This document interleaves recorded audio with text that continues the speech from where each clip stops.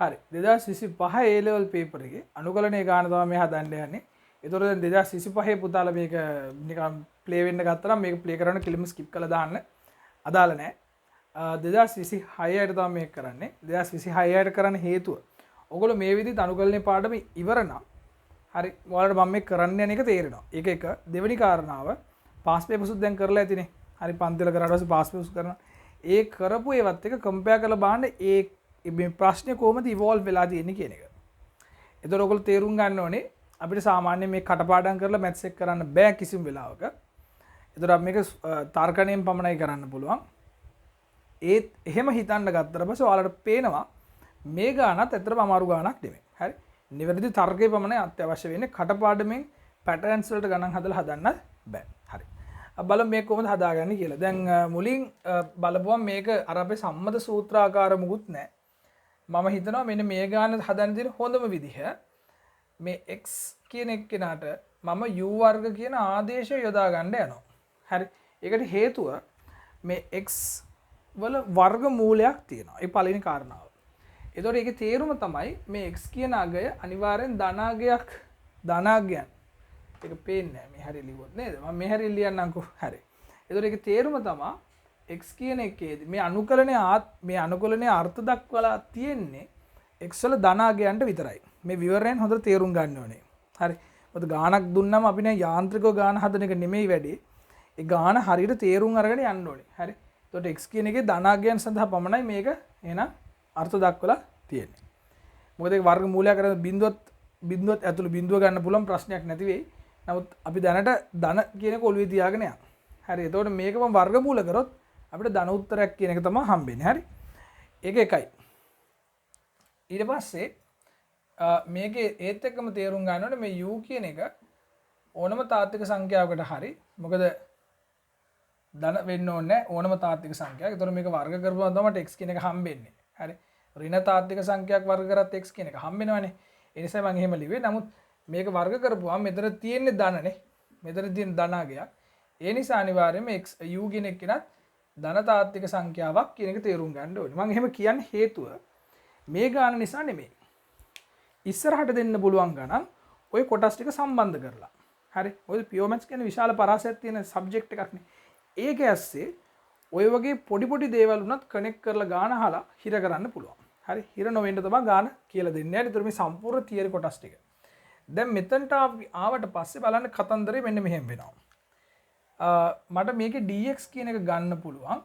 එතකොට මේක දෙකක් u du කියන එක තමයි අපිට ලියා ගන්න වෙන්නේ. හරි. ඊට පස්සේ මම මේක ආදේශ කරොත් එහෙම මට මොකක්ද දෙන්නේ? මේ x කියන එක වෙනුවට මට ලියන්න පුළුවන් u කියලා. යට අපිට එනවා එක ඍණ මෙතන k වර්ග අන්න u වර්ග කියලා එනවා. හරි. ඔන්න ඔහොම එකක් ඇවිල්ලා ඊට පස්සේ මෙතන dx කියන එක පුතේ අපිට ඇවිල්ලා තියෙනවා දෙකක් u du කියන එක. ඕන්න ඔහොම එනවා. දැන් ඊට පස්සේ අපිට පැහැදිලි මේක දෙකක් u වර්ග du එක ඍණ k වර්ග u වර්ග කියලා තියෙනවා. හරි. දැන් මේ ගාන මෙතනින් එහාට ඉස්සරහට ගෙනියන්න අපි අනිවාර්යයෙන්ම කරන්න ඕන කාරණාව තමයි මේකේ බින්න භාග හදා ගන්න ඕනේ. හරි. බින්න භාග ගන්න.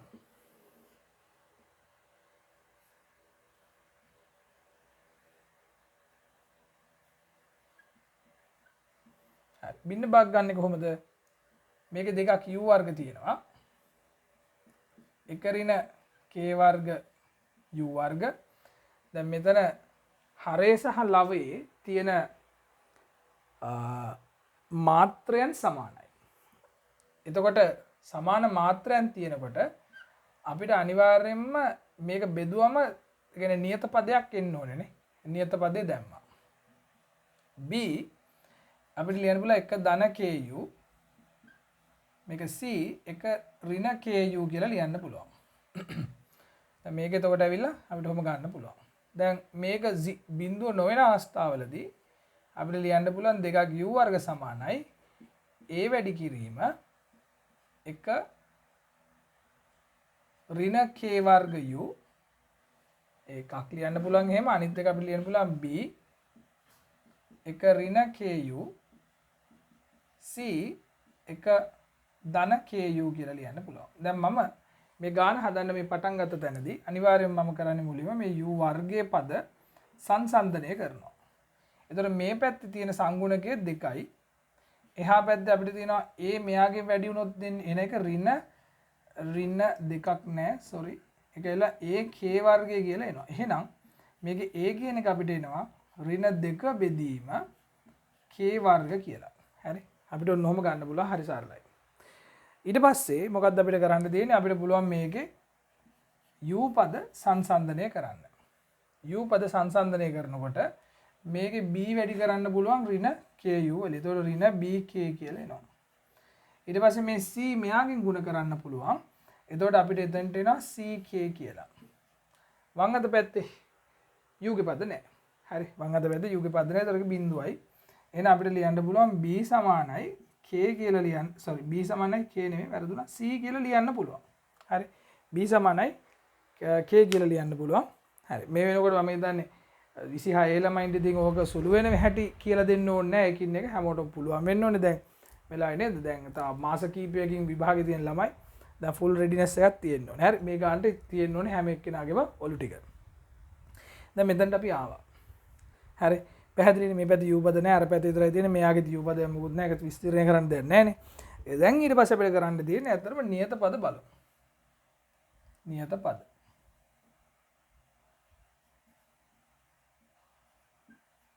නියත පද සංසන්දනය කරනකොට අපිට පැහැදිලි මේ a වැඩි කරන්න පුළුවන් එකෙන් එතකොට එතන a කියන එක එනවා ඊට පස්සේ b තියෙනවා ඊට පස්සේ c තියෙනවා මේක සමාන වෙනවා මේ පැත්තේ නියත පද නැහැ නිසා මේක බිඳුවම තමයි. දැන් මෙතන a කියන එක කෙනාට අපිට ප්‍රකාශනයක් අපි දන්නවනේ මේ තියෙන එක විල ඍණ 2 බෙදීම k වර්ග. ඒත් එක්කම බලන්න අපි දන්නවා කලින් b සමානයි c කියලා. එතකොට b තැන b දෙකක් b කියලා ලියමු. හරි. එතකොට මේක බිඳුවක් කියලා අපිට හම්බ වෙනවා. right. ඊට පස්සේ අපිට තියෙන්නේ මේකේ b හොයන්න මේක b කියලා කියන්නේ එතකොට සම්පූර්ණයෙන්ම එක වෙදීම k වර්ග. ඉතින් b කියන්නේ c නේ. එහෙනම් c කියන්නේ මේකම තමයි. හරි. ඒක යට k වර්ගම තමයි. දැන් අපි a ටික හමාරයි. හරි. මම මේ බෝඩ් එක බකනවා. මේ හරිය අවශ්‍ය කට්ටිය ලියා ගන්න කට්ටිය ලියා ගන්න. අපි ඊට පස්සේ මේකේ සම්පූර්ණ අනුකලනයට යමු. හරි. දැන් අපිට ආයේ මේක ලියා ගන්න පුළුවන් මෙහෙම. a තියෙනවා. a අපි හෙව්වා.